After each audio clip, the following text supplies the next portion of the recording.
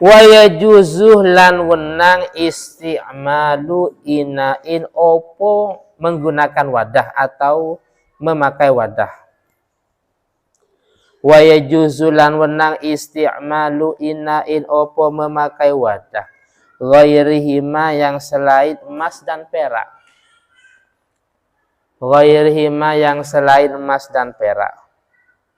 Ai tegesi ghairi zahabi wal fiddah yang selain emas dan perak. Minal awani sangking piro-piro wadah. Minal awani sangking piro-piro wadah an-nafisati yang indah atau yang bagus. Nafisa itu indah, bagus, cantik. Nah, nafis.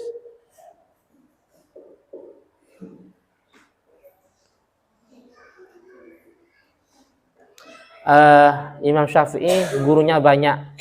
Gurunya banyak. Ada salah satu guru beliau dan termasuk ammatul Imam Syafi'i.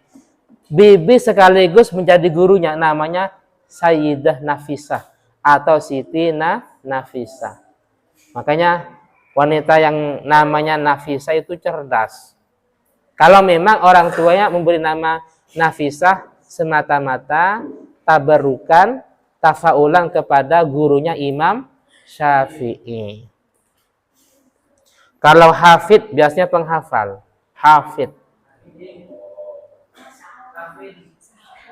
Hafal jadwal. Jadwal bola.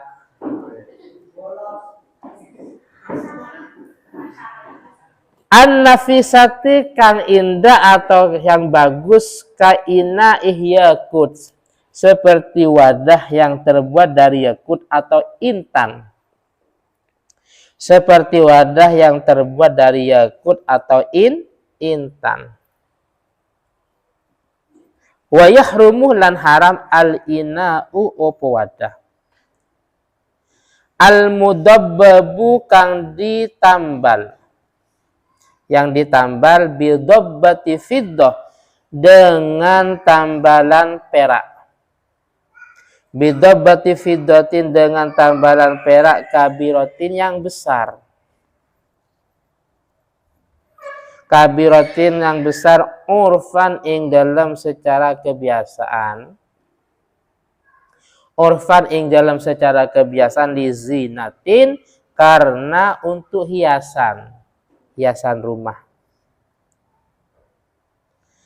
Fa in kanat mongko lamun ono opo dabbatu fiddah. Di depan kan ada ya, tinggal dikasih tanda. Fa in kanat mongko lamun ono opo dabbatu fiddah atau tambalan perak, kabiratan itu besar.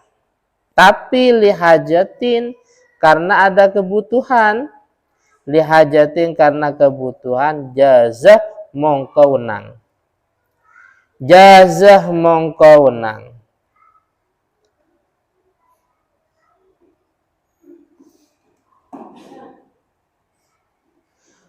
Opo wadah.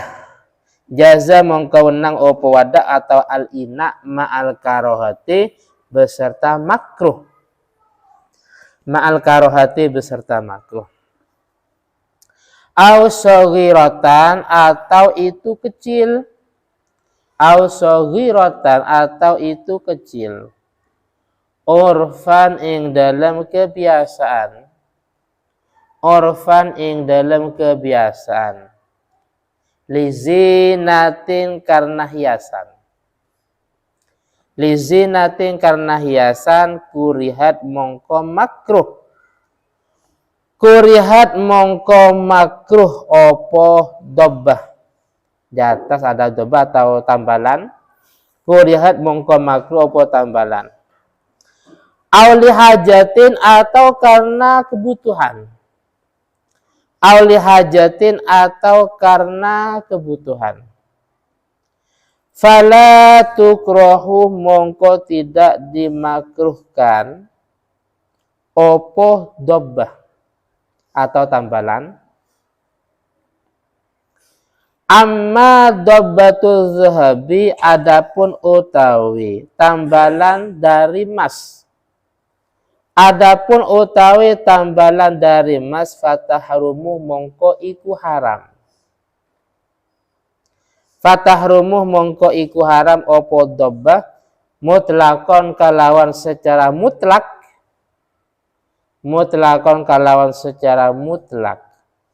Kama koyok penjelasan sohaha kang menganggap soheh, menganggap benar. Sohaha kang menganggap soheh atau menganggap benar hu ingma An-Nawawi sopo Imam Nawawi. An-Nawawi sopo Imam Nawawi.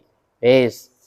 Sekilas penjelasannya. Sekarang kalau wadah tadi tidak terbuat dari emas dan perak, tapi sangat bagus, sangat mahal, sangat indah. Piringnya terbuat dari yakut atau dari intan. Sendoknya ya, sendoknya Nuril terbuat dari yakut. Tapi bukan emas, bukan perak. Harganya mahal. Sendok 1 biji harganya 5 M. Oh. Terus juga gelasnya bukan dari emas, dari perak, tapi terbuat dari intan, dari yakut. Umpamanya. Bagaimana? Maka hukumnya boleh-boleh saja. Paham ya? Walaupun bagus seperti apa, mahal seperti apa, yang penting tidak terbuat dari emas dan tidak terbuat dari perak, maka hukumnya boleh-boleh saja. Wis, itu pembahasan yang pertama di poin yang kedua. Pembahasan yang kedua, kalau sebuah wadah ditambal dengan emas dan perak, paham ya? Ditambal dengan emas dan perak. Ditambal dengan perak maksudnya, emas nanti di belakang.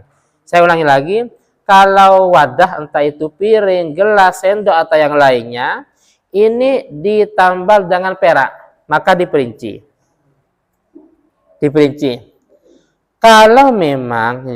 Kalau memang itu besar secara uruf, terus tujuannya untuk hiasan, paham ya?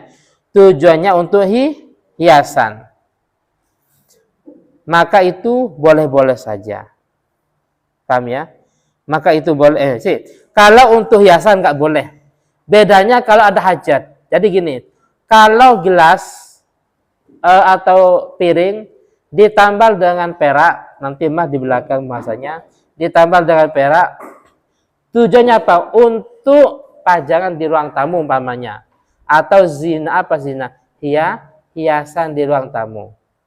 Maka ini hukumnya nggak boleh. Tapi kalau memang benar-benar ada kebutuhan, jadi piring tersebut ditambal dengan perak, memang benar-benar ada kebutuhan, walaupun besar, ini boleh-boleh saja, tapi hukumnya makruh. Yes. Kalau kecil, kalau kecil dan untuk hiasan, jadi di ruang tamu ada gelas ditambal dengan perak, tapi kecil, maka hukumnya makruh. Kalau besar haram seperti tadi. Kalau kecil dan terus bukan untuk hiasan, tapi memang ada kebutuhan, maka hukumnya tidak makruh. Lah sekarang kalau wadah itu ditambal dengan emas, entah kecil, entah besar, entah tujuannya untuk kebutuhan atau hiasan, maka di sini hukumnya haram. Saya ulangi lagi.